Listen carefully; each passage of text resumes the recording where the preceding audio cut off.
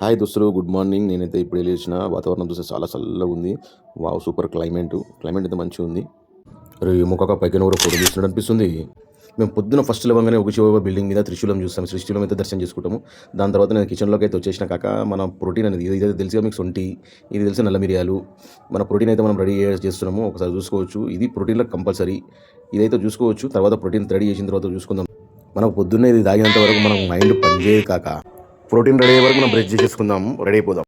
మనం fresh up అయితే అయిపోయినాం. మరి ఏం కాక అందరూ అంటుంటే ఏమో అనుకున్నాం, చాలా స్మార్ట్ ఉన్నాం మనం. మన ప్రోటీన్ అయితే రెడీ అయిపోయింది. ఎట్టకేలకు ప్రోటీన్ అయితే మనం రెడీ చేసుకున్నాం. అలా వచ్చినాం.